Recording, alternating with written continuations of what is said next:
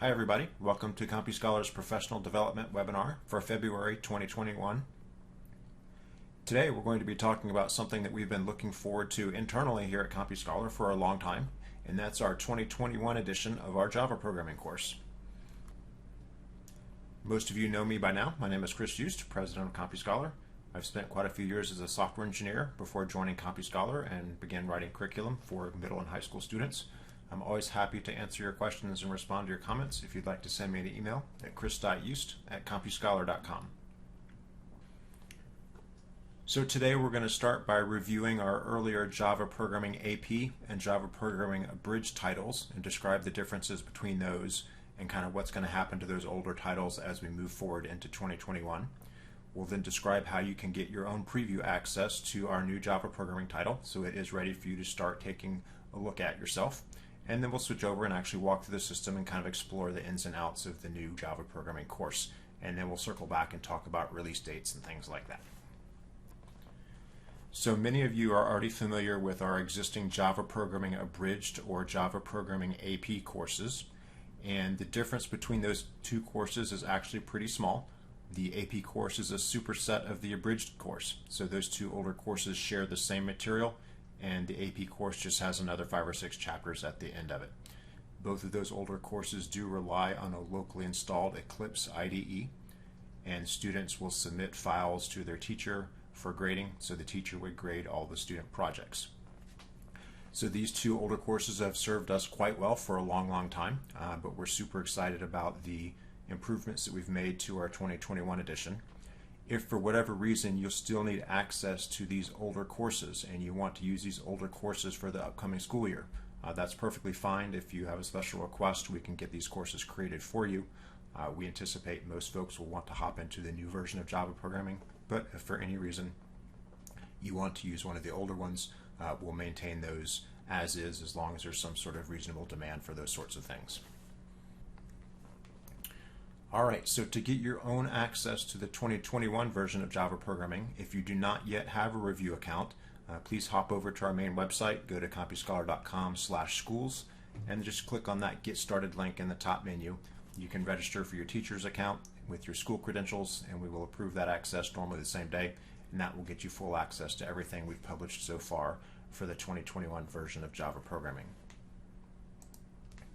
Now, if you already have a teacher's account and you're still excited to take a look, as you know, you can go into your dashboard when you log into our system, and under the Review Courses panel on your dashboard, there's a button there that says Request Review Access.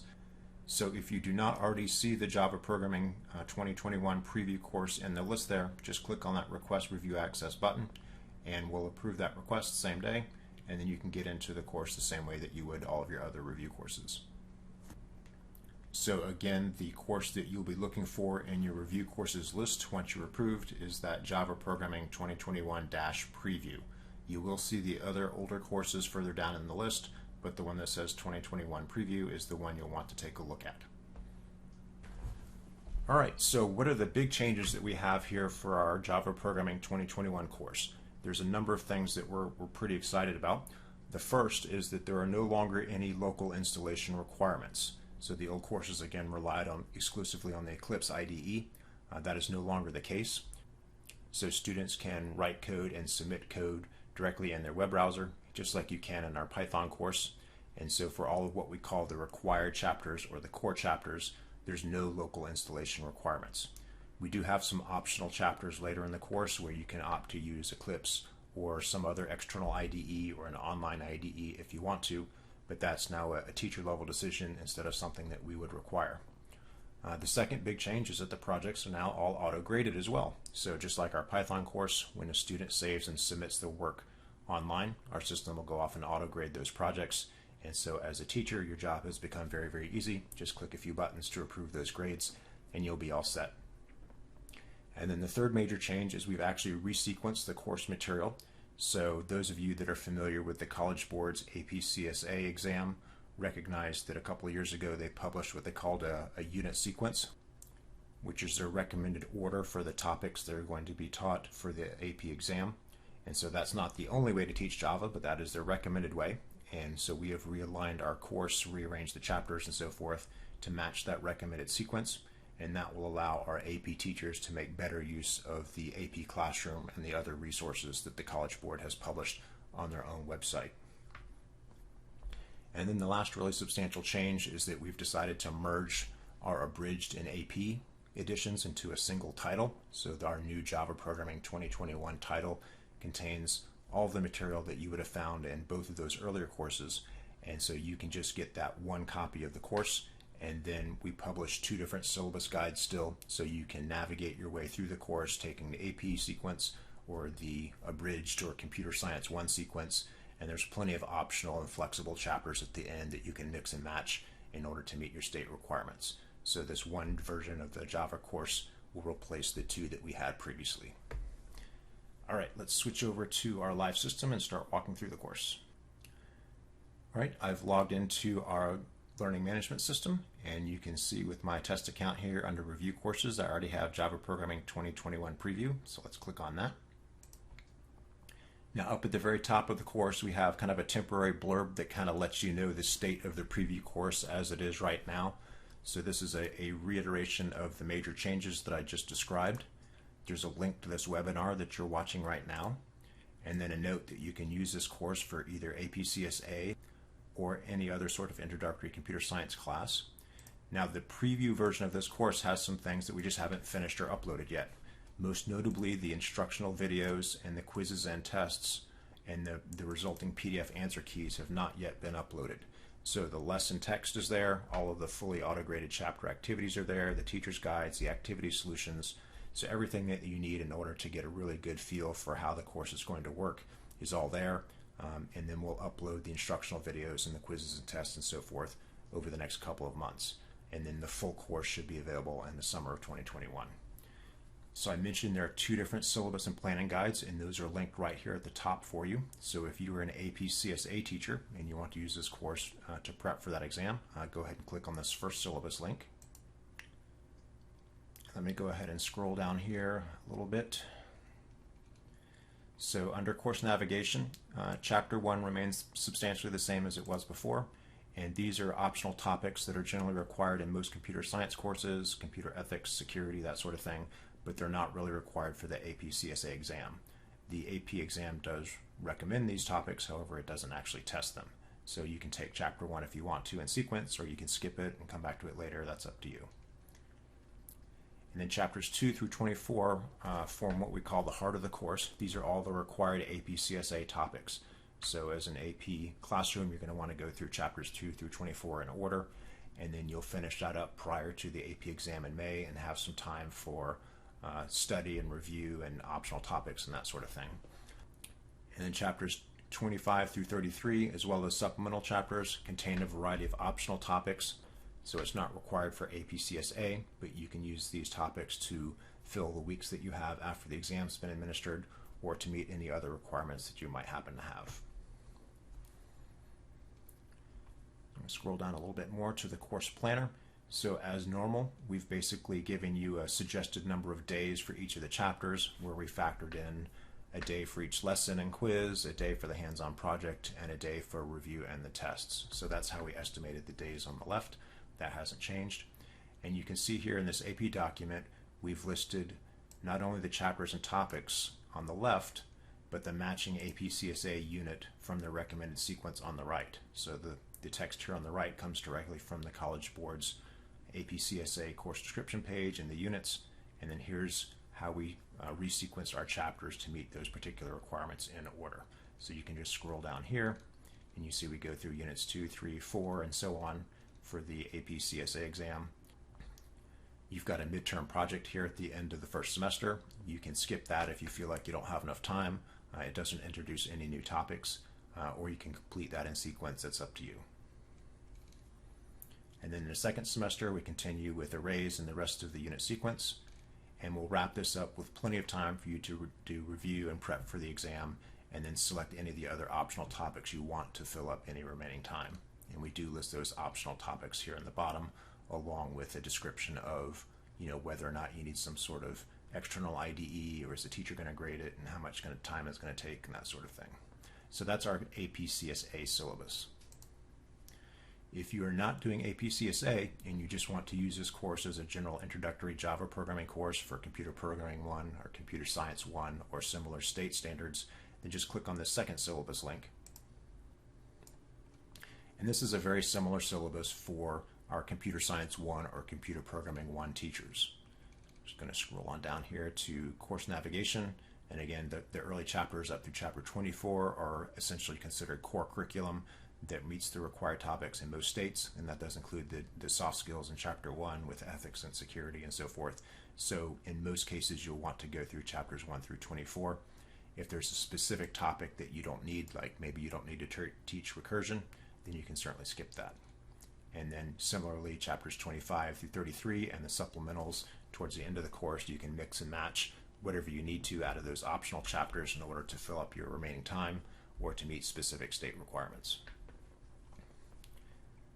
And the course planner looks very, very similar to the planner for the AP side. We list the chapters and the days. Of course, there's no corresponding unit sequence on the right because this is no longer an AP context.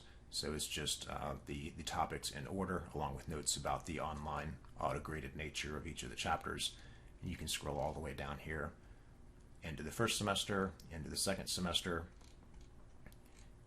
and then the optional topics again here. So if you're teaching just a kind of a generic Java programming class for introductory computer science, then this is the course syllabus that you'll want to use.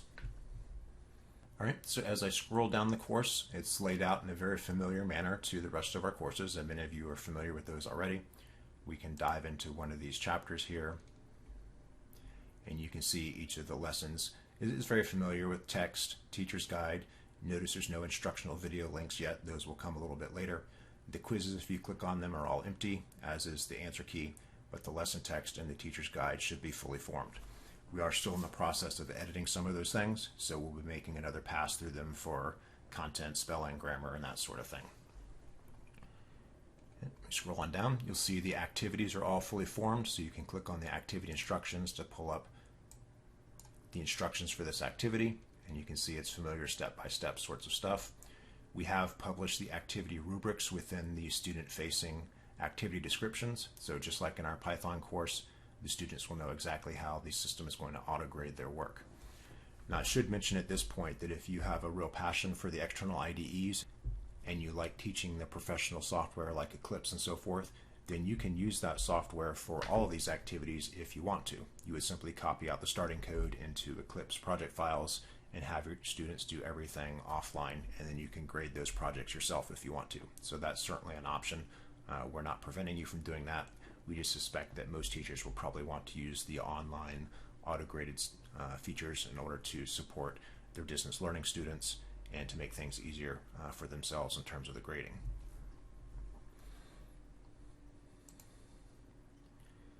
All right, I'm going to go ahead and flip over to a student browser here for a moment.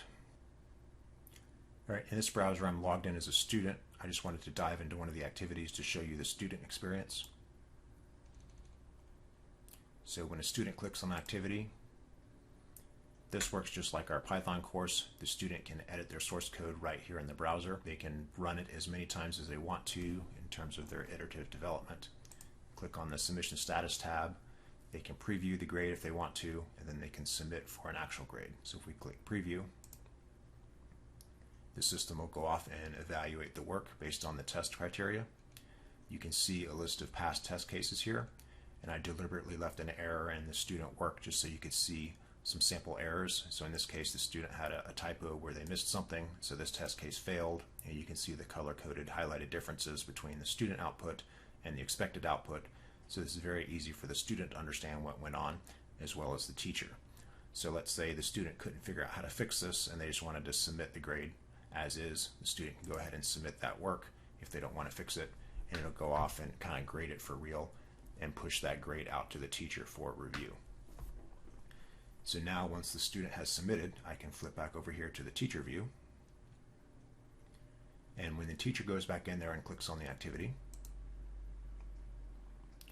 you'll see the work that the student has submitted along with the proposed grade that came from the system. So as a teacher, you can click on this grade button and get a little pop-up that shows you the results along with the failed test cases, if any.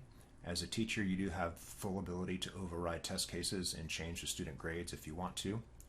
You can also actually run the student code. So this is a little interactive panel here where you can run the student code yourself and play with it and see if you can figure out what the student went wrong if you want to. And then when you're done, just come back up to the top and click Save Grade. And that will save the grade to the gradebook.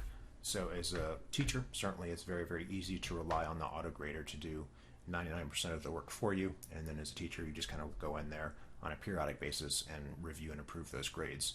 And if there's something that the student maybe did a little bit odd, but you still want to give them full credit for, you can certainly do that. All right, now I mentioned that the course was resequenced in order to match the College Board's recommended unit sequence for AP-CSA. And so we actually have some additional support for AP teachers as well in our teacher's guides. Let me scroll down to, let's say, this chapter. Let's take a look at one of the teacher's guides.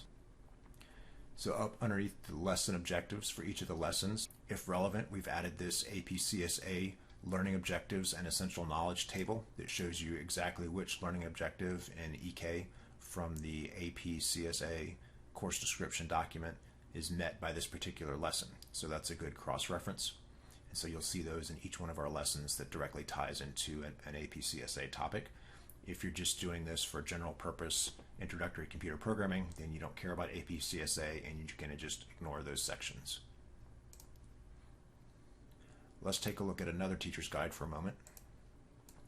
Now, in places where we feel that we've reached the end of a particular unit, not only will you have the LOEKs up here at the top, but if you scroll down to the bottom, you'll see some recommendations for additional AP resources. So this particular one says, at this point, your students have learned everything necessary for Unit 2 topic since and the AP Computer Science Unit Guide. And so you can go into the AP Classroom. There's a handy link here. And this is a College Board environment, and assign some topic questions from that particular topic from the AP Classroom. So we try to give our AP teachers some helpful hints as to how to apply the extra resources from the College Board in the context of the particular lessons that the student has just gone through. And again, if you're not an AP teacher, then you don't have to worry about this. You can just ignore everything that has AP written on it. Okay, one last thing I want to show you. If we scroll on down here a ways, if you'll recall from the syllabus, chapter 24 marked the end of what we call their core material, or the material that's required for AP-CSA. So that's marked here in green just to give you a visual reference. Everything below chapter 24 is what we would consider optional content. And that content is marked as optional on each of the chapters, so it's really easy to identify. Now, some of those chapters might have a teacher-graded activity where it's not something that can be done online. If that's the case, that will be marked here as well. So again, it's really easy to see as a teacher, if you want to do chapter 26 and cover this particular topic, it is optional. It's something that you'll have to grade on your own. But notice there's no marking here that says anything about needing an external IDE. So at this point, if it doesn't say anything, you don't have to install any local software in order to complete that activity.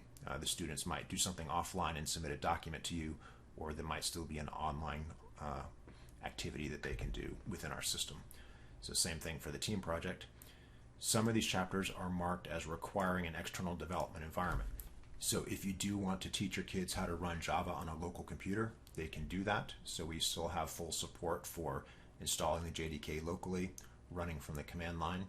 If you do want to use Eclipse or some other external IDE to do your work, we do describe Eclipse here in detail, just like we always did before. We do still have chapters on graphical programming for Java Swing, so you can see those here at the end. And all of those would require the external development environment and our teacher-graded activities as well. And then the supplemental chapters are marked as optional content as well. Most of them have teacher-graded activities, but some of them have a mixture of online and auto-graded work as well. So I just wanted to point out these tags. They mean exactly what you think they are. Optional content, teacher-graded activity, requires external development environment. And so you can use those tags to help you understand, kind of what you're signing up for when you choose to use some of this optional material. All right, so that's a quick preview of the preview course. We've covered the two different syllabus documents that you want to look at depending on the context. We've talked about the resequencing. We've talked about the online coding engine and the auto-graded projects. We've talked about the optional content towards the end. And so, again, we're super excited about this course, and we hope you are too. And we encourage everybody to take a look at it by getting that review access. And of course, this is still in development, so we reserve the right to change things as we approach the release date. So we will be editing lessons, we will be adding new content, fleshing out the missing pieces and that sort of thing. If you do see something on your own that you would like to bring to our attention, you're certainly welcome to do that. We always value your feedback, so we'll gratefully welcome any suggestions or comments you have as you go through the preview course on your own. Okay, so I wanted to wrap up with a brief mention of the release date. This is planned for a summer 2021 release date. We do not have a specific date in mind yet. I know you're all very curious and keen to get started. However, you can definitely count on this for your fall classrooms. So absolutely the additional material that has not been uploaded yet in terms of the instructional videos and the quizzes and tests, we have a really good feel for the timelines on those things, and we know it will definitely be done over the summer and then available for the fall. And then, we'll give you a specific release date as we get a little bit closer. You can use this preview access now if you'd like to review it for thinking about adoption considerations. If you just want to go ahead and pencil this in as the Java course that you're going to use next year, then you can start off your lesson planning and that sort of thing using the preview material. As always, we appreciate your time in these monthly webinars. If you have questions, you're welcome to reach out to us by phone or through our website, or you can shoot me as direct email as well. Thanks for watching.